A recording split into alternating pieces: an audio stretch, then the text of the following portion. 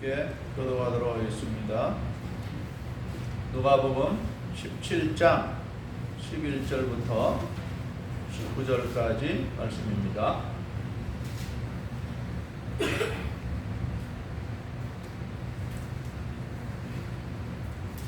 함께 교도하겠습니다.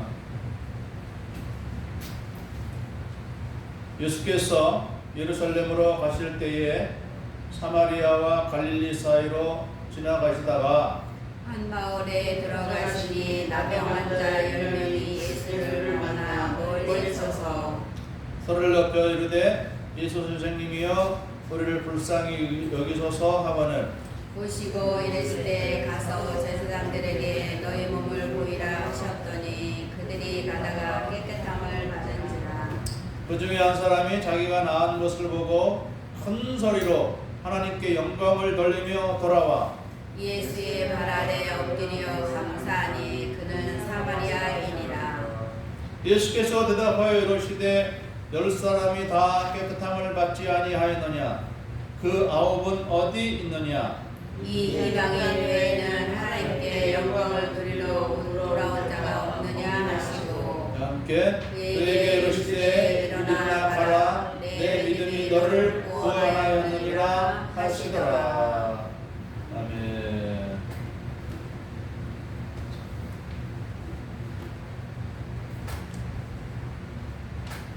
오늘 말씀의 제목은 감사와 믿음입니다.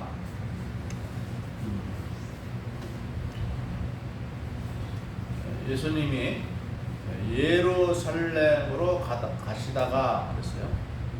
예루살렘으로 가시다가 사마리아와 갈릴리 사이로 가게 되었습니다.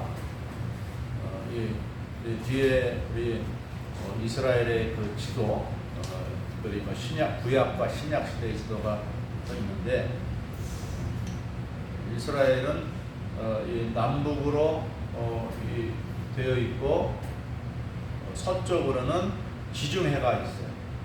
남북으로 이렇게 땅이 있고 서쪽으로 지중해가 있어요. 우리나라는 삼면이 바다로 되어 있죠. 중간으로는 우리 휴전선이 있고 또 그 위로는 또 북한 위로 중국이 있고 남북한 전체가 거의 이렇게 반도로 되어 있어서 특별히 남한 우리 이 땅은 이제 삼면이 바다죠. 근데 이스라엘은 한쪽만 바다니까. 아무튼 그 남북으로 된 길쭉한 지형 중에서 북쪽은 갈릴리 지역이라고 하고 또 중간은 사마리아 지역이 있고 또 그 아래로는 유다 지역 이렇게 보통 세 지역으로 분류가 됩니다. 근데 이 사마리아 지역은 이스라엘이 둘로 나뉘어졌죠. 솔로몬 왕이 이 나라 통치를 잘 못해서 하나님이 그 나라를 둘로 나누었어요. 그 둘로 나눠졌을 때에 북쪽에는 10개 지파 그리고 남쪽으로는 2지파 유다 지파와 베냐민 지파 그렇게 두 나라로 나누어졌죠.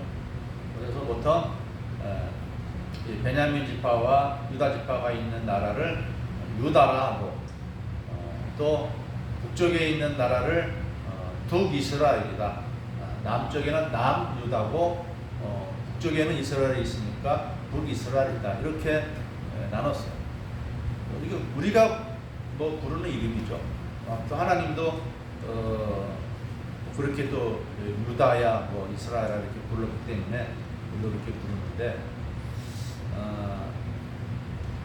이 북이스라엘이 멸망을 당할 때 이 아수르라는 나라 우리 역사책에는 아시리아라고 되어 있는데 이 아시리아 즉 아수르 나라가 이 북이스라엘을 침략을 해서 멸망을 시켰는데 멸망시키면서 그 사마리아 지역 그 사마리아 지역은 이 여호수아의 고향이기도 하고 여호수아는 에브라임 사람이잖아요.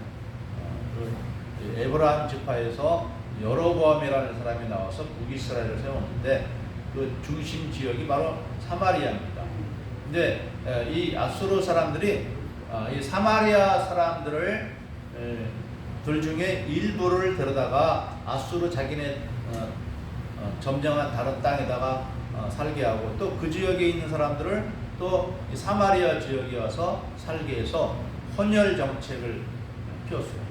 혼혈 정책을 해가지고 말하면 이제 북이스라엘이 아수르에게 반역을 하지 못하도록 이 피를 섞어 놓으면 사람들이 중심점이 약해지잖아요. 구심점이 약해지기 때문에 그걸 노린 것 같아요. 그러다 보니까 이 북이스라엘은 원래 또 여로보암이 그 북이스라엘을 통치할 때 그 자기 지역에 있는 사람이 예루살렘으로 제사를 드리러 왔다 갔다 하다 보면 여로보암을 향한 그 충성심이 약해질 것을 두려워해서 별도의 또 성전을 만든다. 별도의 성전. 그것이 바로 이제 단과 베델에다가 그를 세웠는데 별도로 만드는 그 성전은 뭐냐면 그 금송아지를 만들어 놓고 그 금송아지가 여호와 하나님이다 이렇게 합니다. 그러니까 잘못된 신앙이죠.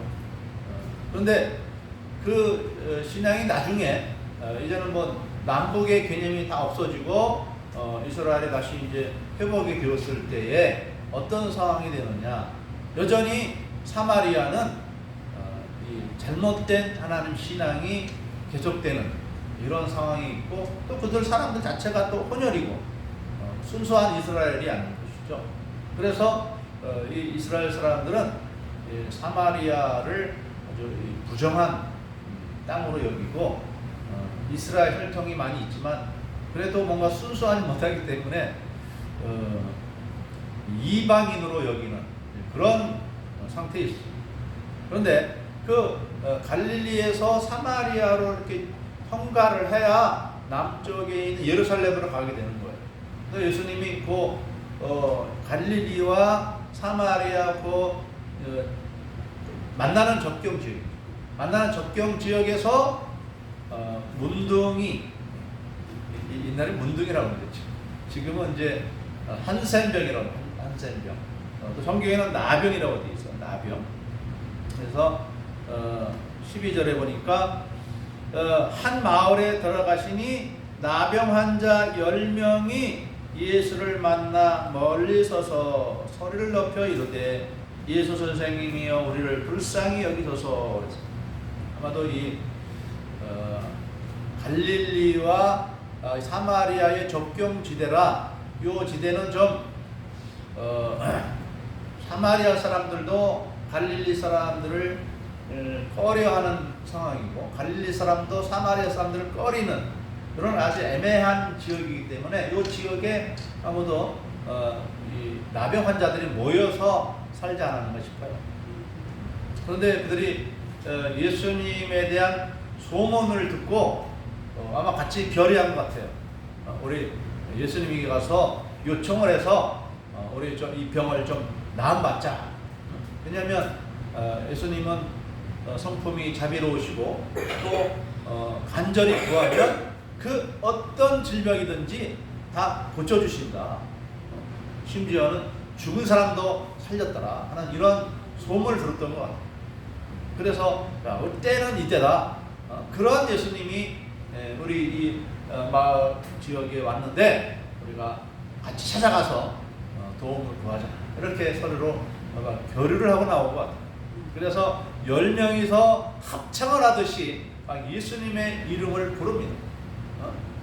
혼자 큰 소리를 쳐도 그 말이 들릴 것 같은데 10명이서 그냥 목소리를 합쳐서 예수님을 부르니 그 소리가 예수님 있는 곳에까지 들렸겠죠. 쩌렁쩌렁. 보통 예수님이 가시면 혼자 가시는 것이 아니고 12제자와 함께 가시고 12제자가 또 가는 걸 보면은 사람들이 또 막 몰려드는 이런 상황에 있었기 때문에 그 많은 사람들이 속에서도 자기들 목소리 들리게끔 큰 소리로 말한 거예요. 13절에 이렇게 표현되어 있죠. 소리를 높여 이르되, 소리를 높여 이르되, 소리를 큰 소리로. 예수 선생님이여 우리를 불쌍히 여기소서 그랬습니다. 우리를 불쌍히 여기소서. 이 나병이라는 병이 아주 심각한 병이죠. 이 피부와 신경세포에 이 나균이 침투를 해가지고 신경세포를 망가뜨리고, 그래서 감각이 없어지게 만들고, 또 염증을 일으켜가지고 눈에 염증이 들어가면 눈을 상하게 하고, 또 때로는 뭐 손가락, 발가락 막 이런데 이제 침투해서 손가락이 떨어져 나가고, 손목이 떨어져 나가고, 발목이 떨어져 나가고, 아주 무서운 병이죠.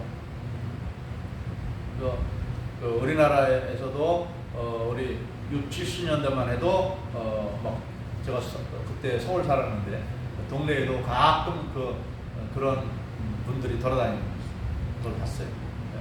모자 푹 뒤집어 쓰고, 왜 그런 나병 환자들은 눈썹이 없대잖아요.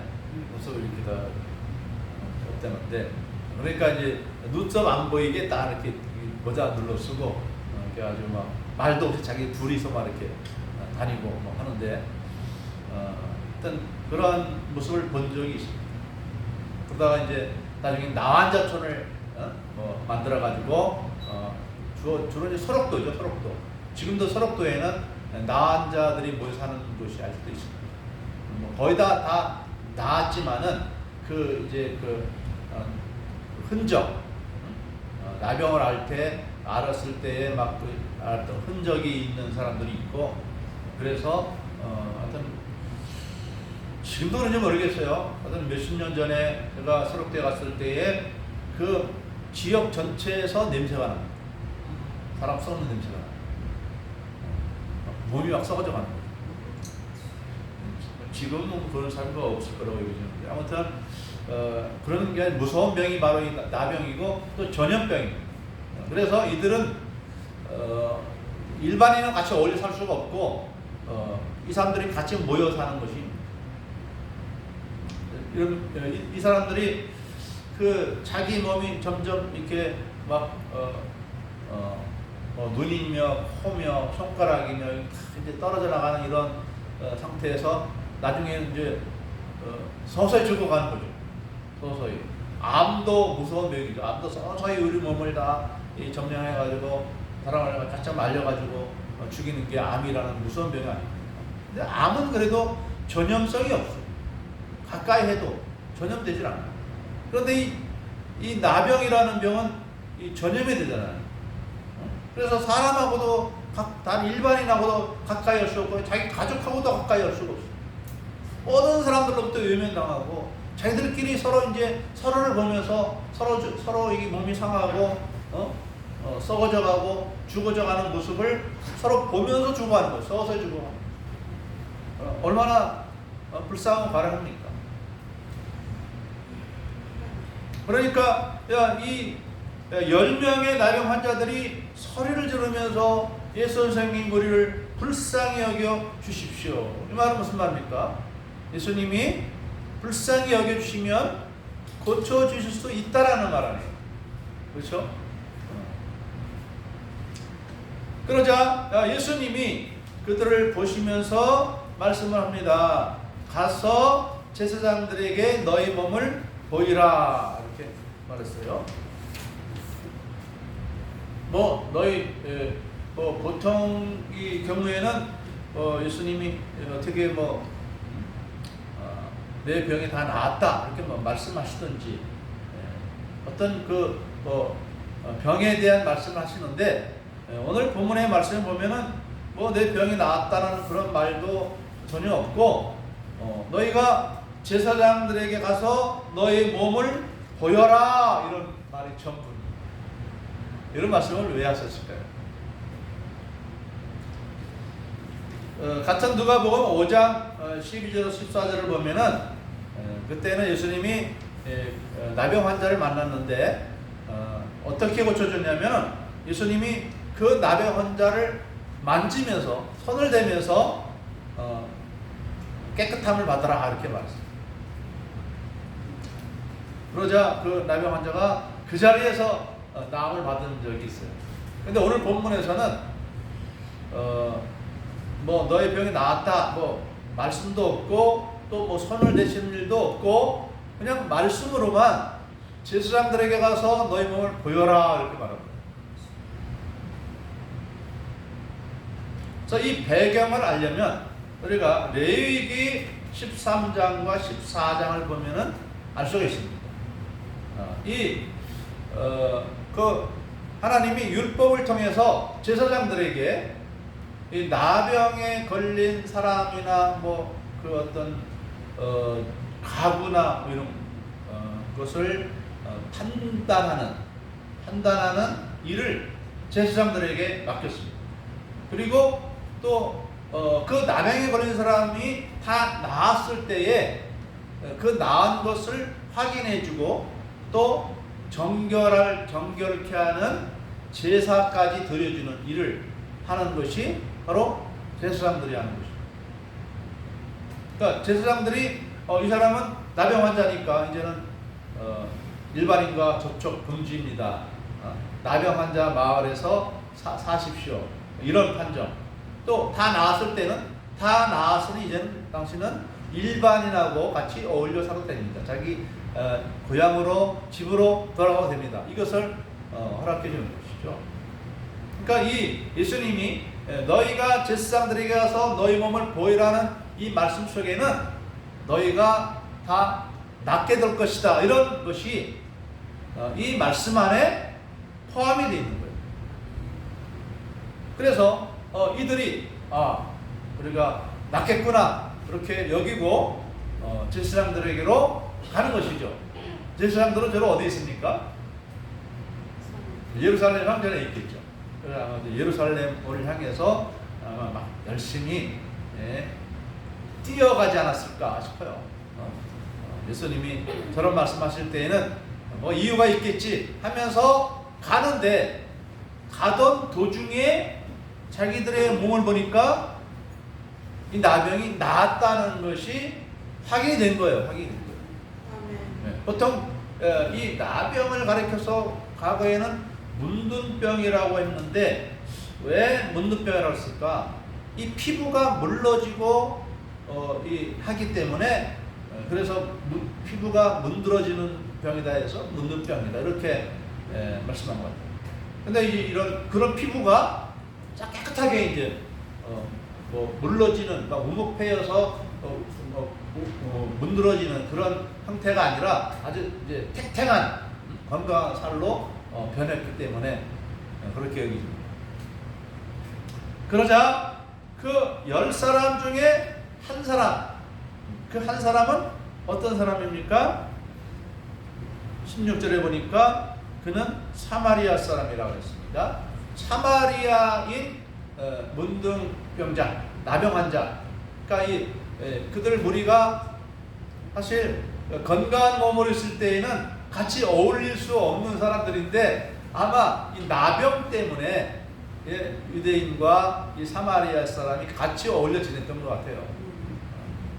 그런데 이 사마리아 환자였던 사람이 예수님께로 돌아옵니다.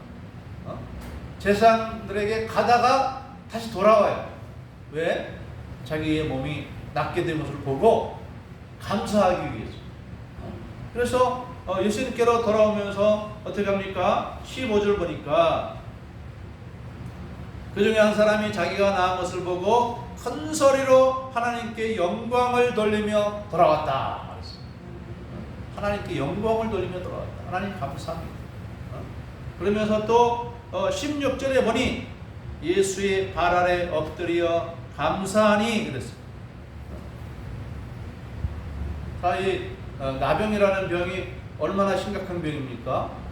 암보다도 더 몇 배 더 무서운 그런 서서히 죽어가는 이런 질병에서 고침을 받았으니 얼마나 감사한 일입니까? 그래서 감사하러 돌아온 거예요. 자, 그런데 17절에 예수님의 반응이 어떠합니까? 예수께서 대답하여 이르시되 10사람이 다 깨끗함을 받지 아니하였느냐? 그 9은 어디 있느냐? 왜 너 혼자 왔느냐 이 말이죠. 10명이 다 같이 와서 감사해야 되는데 왜 사마리아 사람 혼자만 와서 감사하느냐 이 말이죠. 사실 이 말은 사마리아 이 사람을 책망한 말은 아니죠. 9명에 대해서 9명에 대해서 왜 학교에서도 그러죠. 결석한 사람이 있으면 그놈 왜 안 왔어? 그죠? 그놈 왜 안 왔어? 그러면 이제 거기에 안 온 사람은 말 못 듣고 거기에 앉아 있는 나온 사람이 그 말을 듣는 거죠. 이 그런 꼴이죠. 9명 어디 갔어? 9명은? 9명 어디 갔을까요? 제사장들에게 갔겠죠. 제사장들에게. 더 빨리 갔겠죠. 가다 보니까 나은 걸 발견했어요. 나은 걸 발견하고 똑같이 10명이 감사하고 감격하고 기뻐했을 거예요. 얼마나 좋았겠습니까? 그동안 이 나병 때문에 자기 가족에게로 돌아가지도 못하고 만나지도 못했는데 자기 병이 나았으니 아마도 이 9명은 야 빨리 제사장에게로 가서 우리가 나병에서 나왔다는 판정을 받고 또 정결케 하는 제사도 드리고 이제 빨리 우리 고향으로 가자. 우리 부모님, 우리 자녀들 뭐 나이가 어쩐지 모르겠지만 우리 가족들 빨리 가자. 근데 그런 마음에 바빠가지고 이 감사한 마음을 잊어버리지 않았을까 그렇게 얘기합니다. 그래서 저는 이 사람들이 나중에는 감사했겠지 그런 말을 듣는데 나중은 나중이고 당장은 이 예수님이 보실 때에는 정말 예수님이 치료해 주고도 내가 잘 치료했다라고 그런 마음을 생각할 수 있는 사람이 바로 이 사마리아 사람이 아니겠습니까?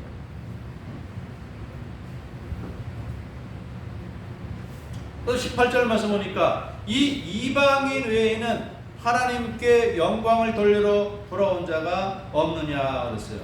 이 사마리아 사람은 이방인인데 이방인인 이 사마리아 사람은 돌아와서 감사하는데 9명의 유대인들은 감사할 줄 몰라요.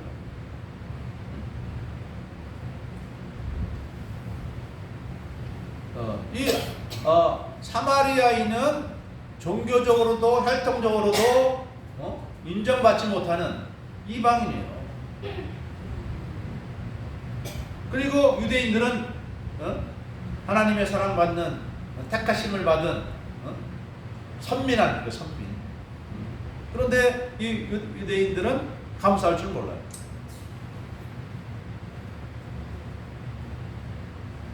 만약에 여러분이 예수님이었더라면 마음이 어떻겠습니까?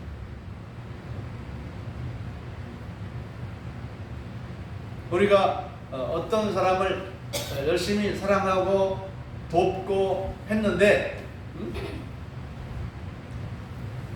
감사하러 온 사람에게는 내가 그래도 열심히 사랑한 보람이 있구나, 도운 보람이 있구나 이걸 느끼지만은 감사한지 전혀 말이 없는 사람들이 있습니다.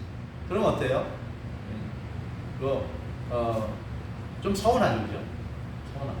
개심하죠. 네. 근데 불평하는 것보다 낫죠, 그죠? 어떤 경우에는 왜 이거밖에 안 도와주느냐 이런 사람도 있죠. 있어요. 이거밖에 더 좋아져야 되는데 이거밖에 안 도와주는데. 우리가 하나님 앞에도 마찬가지인 줄 압니다. 하나님이 우리에게 베풀어 주는 은혜가 상당히 많은데 그걸 헤아려 보면 엄청나게 많은데 헤아릴 줄 모르고 남과 비교해서 자기 부족한 면을 바라보면서 왜 나에게는 이런 형편에 드셨습니까? 왜 같이 예수 믿는데 저 사람에게는 좋은 일이 많이 생기는데 나는 이렇게 별로 없어요. 이렇게 부정적으로. 그래서 감사해야 되는데 남과 비교하다 보니까 오히려 불평하는 그런 상황에 이르는 경우도 있다고 믿죠. 이스라엘 백성들이 그렇게 행동을 했습니다. 하나님 특별히 이 출애굽 이스라엘 백성들에게 하나님이 그들에게 뭐 직접 눈으로 보게 해주지 않았습니까? 이스라엘 백성들이 이집트 애굽 땅에서 종살이 할 때에 하나님이 그들을 이끌어내기 위해서 10가지 재앙을 이집트 땅에 내려주는 것을 그들은 다 보았고, 또 뿐만 아니라 홍해 바다 앞에 가로막혔을 때에 하나님이 어떻게 그 홍해를 건너가게 해주셨는지, 그 홍해 바다가 어떻게 갈라져서 그 틈으로 해서 이스라엘 백성들이 전체가 다 건너갈 수 있게 해주셨는지, 그것을 보고 나서도 이스라엘 백성들은 하나님께 감사하지 못하고 불평했어요. 물론 그들의 현실 속에서 불평할 만한 일들이 있는 거죠.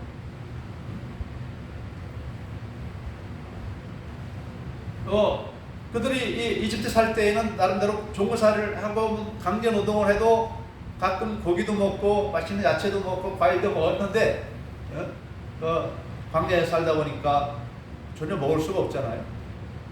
그래서 하나님이 그때의 아침으로 매일 아침마다 만나를 내려주셨는데, 우리는 맨날 이 만나만 먹어야 돼? 고기들 먹고 싶고 야채도 좀 먹고 싶은데 그럼 못 먹잖아. 하나님께 원망하고 불평했어요. 그들이 그런 방식으로 행하지 아니하고 우리 때까지 우리 엄청난 이적으로 우리를 도와준 하나님, 우리가 좀 고기들 먹고 싶습니다, 이렇게 하나님께 긍정적으로 구했다면 안 주시겠습니까? 긍정적으로 하나님 고기 먹고 싶어요. 그러면 하나님이 인간의 지각에 뛰어난 능력으로 우리를 구원하시고 도와주신 하나님 아니십니까? 얼마든 도와줄 수 있어요. 불평 원망하니까 그렇게 불평 원망하는 사람들에게 하나님이 어떤 대우를 해주셨습니까? 하나님이 그 소리를 듣고 이스라엘 백성들에게 고기를 먹게 해주시는데, 어디에서 끌어왔는지 수많은 메추라기들이 날라와서는 그 이스라엘 백성들이 있는 그 진영 쪽에 가까이 와가지고 푸닥푸닥거리면 다 이게 죽어가는 거예요. 그러니까 그거 날라와서 죽어가는 새들 잡기는 어렵지 않은 거죠. 이 출애굽 이스라엘 백성들이 약 200만 명이 됐는데, 그 200만 명이 몇 달을 실컷 먹고도 남을 만한, 그 어디서 다 그 많은 메추라기 떼를 몰고 왔는지 모르겠어요. 그런데 불평하던 사람들은 그 메추라기 고기를 만들어서 입으로 씹을 동안에 하나님이 그 생명을 거둬간 거예요. 입을 막 먹고 있는데 그 생명을 거둬간 거예요. 먹으면서 넘겨야 그 행복인데 넘기기도 전에 생명이 끝났다. 불평하고 원망하는 사람에게는 하나님이 은혜를 더 줄 수가 없죠. 우리 보통 인간관계에서도 불평하고 원망하고 또 불평 원망 안 해도 감사하지 않는 사람들에게는 이제 그걸로 끝입니다. 그렇게 내가 한번 좋은 선한 일을 한 걸로 끝이고 그다음 연결은 안 돼요. 그걸로 끝난 거예요. 자, 그러나 이 예수님께로 감사하며 돌아온 이 사마리아 사람에게 예수님이 어떤 말씀하십니까? 19절 말씀 함께 읽겠습니다. 그에게 이르시되 일어나 가라, 내 믿음이 너를 구원하였느니라 하시더라. 내 믿음이 너를 어떻게 했다고요? 구원했다. 이 9명은 나병은 고침받았지만 구원은 못 받았어. 그런데 이 사마리아 사람은 나병도 고침받고 구원도 받은 거예요. 왜? 돌아오는 바람에, 돌아와서 예수님께 감사하는 바람에 구원도 받았어요. 예수님이 질병을 고쳐주신 목적은 사실은 질병보다도 구원해 주시는 것이 목적이에요. 그런데 이 9명은 감사할 줄 모르기 때문에 구원을 못 받은 거예요. 근데 오늘 말씀 보면 이 사마리아 사람이 예수 믿는다는 말을 신앙 고백을 했어요, 안 했어요? 신앙 고백 안 했어요. 그런데 어떻게 구원받아 봤습니까?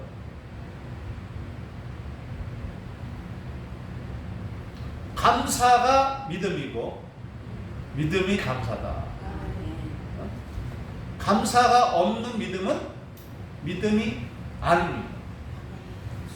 자, 우리 하나님께 감사한 가장 두 가지, 우리 모든 우리 성도들에게 있어서 감사할 수 있는 큰 두 가지가 무엇입니까?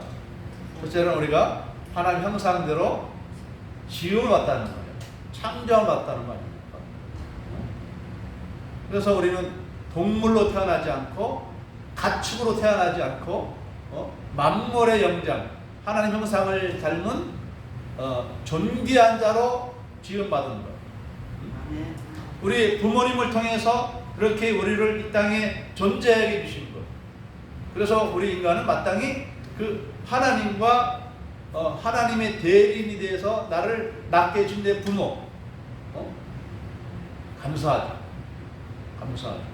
나라는 존재가 있었다는 자체가 나라는 존재가 이 땅에 존재한다는 자체가 하나님의 복이라 이 말이에요. 그리고 우리를 또 이대로 그냥 살아가는 것은 어쩌면 예수를 믿지 않고 구원받지 못하는 사람에게는 오히려 사람으로 태어났다는 것이 저주가 됩니다. 왜? 육체로만 지음받지 않고 영으로 지음받았기 때문에 예수 믿고 구원받은 사람들은 영원한 생명과 복을 누리지만 믿지 않는 영혼들은 정죄함을 받고 영원한 형벌을 받고 있는 거예요. 그렇기 때문에 그들은 존재 자체가 불행한 거죠. 우리는 예수 믿고 구원받았으니 얼마나 감사합니까? 그래서 예수 믿고 구원받은 확신이 있는 사람들은 늘 감사한 마음으로 살아가는 거예요. 이 세상을 감사한 마음으로 살아요. 감사한 마음.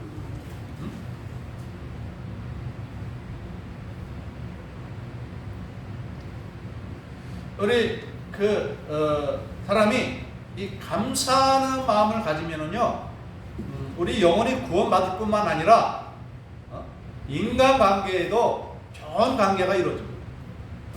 감사하면, 내가 누구에게 뭔가 베풀었을 때 감사하면 어떤 마음이 듭니까? 행복해져요. 그렇죠. 사랑의 애틋한 마음이 들죠. 뭐 꼭 갚아야 좋은 건 아니죠. 갚지 못해도 하여튼 감사를 표현하고 감사합니다. 또 감사하다는 것을 다른 표현을 할 수 있겠죠. 그럴지라도 하여튼 감사하면 내가 사랑을 베푼 보람이 있고 더 사랑스럽고 사랑해 줄만하고 그러잖아요. 또 감사하는 사람은 감사하니까 어떻습니까? 헌신도 하죠. 봉사하고 뭔가 답례를 하려고 하고 꼭 물질이 아니더라도 내 정성으로 내 표현으로 하려고 하죠. 여기에서 사랑의 관계가 형성이 되는 것이죠. 그래서 하나님의 신앙은 뭐냐? 하나님께 감사하고 또 하나님을 사랑하고 여기 이 근본에는 뭐가 있어요? 믿음이 깔려져 있는 것이죠. 하나님이 나를 지으셨다. 예수님이 십자가에서 나를 구원하셨다라는 믿음이 전제되니까 감사하고 사랑하고 이런 마음이 생기게 되는 것이죠.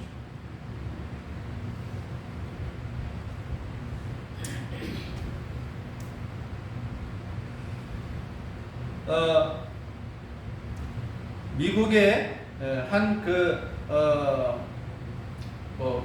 의사라고 하는 미국의 의사인 존 자웨트라는 사람이 있는데, 이 사람이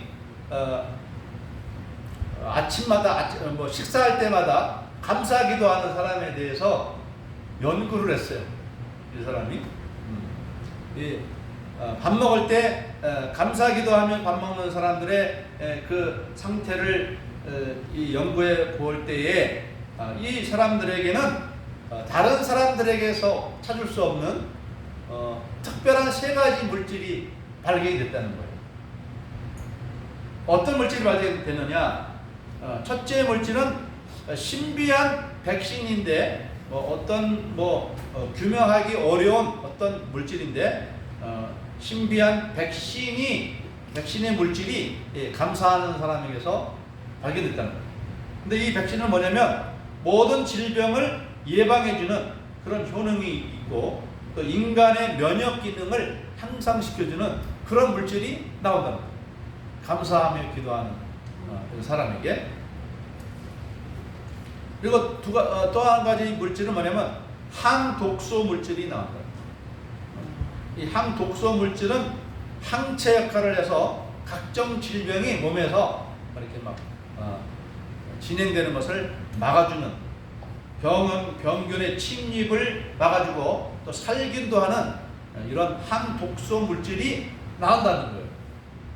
그리고 세 번째는 안티셉틴이라는 물질이 나오는데 이것은 방부제 역할을 하는 그런 물질이라고. 그래서 이 물질이 우리 위장 내에서 음식물이 이상 발효되거나 부패하는 것을 방지하고 소화 흡수를 도와주는 그런 물질이라는 거예요. 그리고 우리가 밥 먹을 때 식사기도 감사기도 하는 거, 이것만 해도 우리 건강에 굉장히 도움이 되는 것이죠. 그래서 사람이 이 식사기도뿐만 아니라 범사에 감사하는 마음을 가지면 내 건강에도 굉장히 도움이 되는 거예요. 그래서 또 어떤 그 의사의 연구에 의하면 감사하는 사람에게는 그 심박수와 그 뇌파를 연구를 해봤더니 이 감사하는 사람에게는 심박수가 안정이 되어 있다는 거. 이렇게 아주 너무 빨리 뛰지 않고 적게 뛰지도 않고 이 안정적인 이 심박수가 있고 또 뇌 기능에도 뭔가 평정이 이루어진다는 거죠. 평정이. 그래서 이 감사하는 사람의 이 삶에는 건강이 온다는 거예요. 반면에 불평하고 원망하고 막 이런 사람들은 그 심박수가 일정하지 못하고 불규칙하고 그의 그 마음에도 평안함이 없으니까 잠도 잘 못 자고 불면증도 오고 막 그런다고 합니다. 그러니까 우리가 하나님께 감사하면 이 구원도 오죠, 건강도 오죠, 인간관계도 좋아지죠. 감사 자체가 믿음입니다. 감사 자체가 믿음입니다. 그래서 우리는 항상 하나님과 사람 앞에서 감사할 조건을 찾으시기 바랍니다. 아멘. 특별히 우리 예수 믿는 사람들은 감사할 게 너무 많아요. 기도할 때도 감사할 게 너무 많아요. 그래서 기도할 때도 우리가 원망부터 하지 말고 감사부터 먼저 하고 그 다음에 하나님 나에게 이런 것을 주셨으니 이것도 주시면 감사하겠습니다. 그렇게 구하면 그렇다고 해서 우리가 감사하니까 구하지도 말라는 것은 아니고 믿고 감사 먼저 하고 구하면 더 주신다. 근데 우리가 특별히 사무엘상에 보면은 한나라는 여인이 있잖아요. 자, 이 한나라는 여인이 얼마나 스트레스를 많이 받았느냐. 자기 남편이 이 한나를 사랑하는데 이 한나가 자식을 못 낳는 것 때문에 둘째 와이프를 얻었어요. 그 여자 이름은 분인나인데 이름이 참 희한합니다. 분인나. 분이나라고 하죠. 분이나라고 하는 여자를 얻었는데 이 여자가 데려보자마자 그냥 쑥쑥 아들 딸 잘 낳고 사네. 그런데 그 여자의 입장에서 볼 때는 자기가 그 남편의 아이들을 잘 낳아주는데 여전히 자기보다는 한나를 더 사랑하니까 이 분이나는 더욱 분이 나죠. 그리고 화가 나니까 막 스트레스 주고 한나를 막 자식도 없는 여자다 이렇게 해가지고 얼마나 스트레스를 많이 받았는지 이 여자가 이제 음식을 안 먹는, 밥을 안 먹는. 근데 밥을 안 먹다 보니까 밥 안 먹는 것 자체가 자기에게 전혀 도움이 안 되잖아요. 그러니까 내가 굶어도 하나님 앞에서 가서 굶어야 되겠다 하고 하나님 앞에 가서 시위한 거예요. 성전에 가가지고 하나님 나에게 자식 좀 주십시오. 나에게 아들을 주시면 그 아들을 내가 평생에 하나님 바치겠습니다. 내 품에 안기고 살아도 내가 하나님 앞에 바칠 터이니까 자식을 못 낳다는 이 말만은 없애주십시오. 이것이 이제 한나의 소원이었습니다. 그런데 하나님이 그 한나의 기도를 들어주셨죠. 아기를 낳습니다. 그 아기를 낳고 사무엘이라. 사무엘이라는 뜻은 하나님이 들으셨다라는 뜻이에요. 샤마어라는 것은 들었다는 뜻이고, 엘은 하나님이 들어주셨다는 뜻이에요. 하나님 엘자는 사무엘. 이 사무엘을 낳고 젖을 떼자마자 하나님의 성전에 갖다 바쳤어요. 그런데 보통 상식적으로 할 때 그 아기를 좀 한 10살 때까지 좀 키워가지고 바친다. 아니면 10살 때 너무 이른가? 한 20살쯤 돼서 성인 될 때쯤에서 하나님께 바칠 수도 있잖아요. 근데 뭐가 급하다고? 젖을 떼서 이제 막 엄마 아빠 말을 할 수 있을 그 정도의 위치에서 자기 자식을 아들 갖다가 성전에 갖다 바친 거예요. 그 어린 아이를 바친다는 거 하는 것이 물론 이 성전에 가서 하는 거죠. 이제 제사장이 엘리 제사장이 이제 책임지는 상황이 됐는데 그렇게 하기가 쉽지가 않죠. 더 품에 끼고 살다가 바쳐야 되는데, 그런데 이 한나는 그 하나님의 은혜에 감사하여 자기 어린 아들을 더 끼고 싶지만 그걸 절제하고 참고 하나님 앞에 드린 거죠. 그랬을 때에 하나님은 이 한나의 그러한 마음, 감사하는 마음, 자기 소원을 이룰 줄 아는 이러한 마음을 보시고 축복을 하시죠. 저에게 3남 2녀를 더 낳을 수 있는 축복을 주셨습니다. 겸손히 하나님께 구했고 겸손히 구한 것을 하나님 응답해 주셨을 때에 감사할 줄 아는 자에게 하나님은 더해 주시는 것입니다. 우리에게도 필요한 것들이 많이 있죠. 이것도 필요하고 저것도 필요한 거 얼마나 많이 있습니다. 구하십시오. 감사함으로 구하시기 바랍니다. 그래서 오늘 이 질병 고침 받았을 뿐만 아니라 구원받은 이 사마리아 이 사람을 바라보면서 우리가 하나님께 구함으로 말미암아 우리가 구원 외에도 더 많은 것을 받을 수 있는 그런 여러분 되시기를 주님의 이름으로 축복합니다. 아멘. 기도하겠습니다. 사랑하는 하나님, 이 사마리아 사람이 주님께 돌아와 감사한 것밖에는 없는데 그 감사를 믿음으로 받아주시고 저를 구원하여 주셨사옵나이다.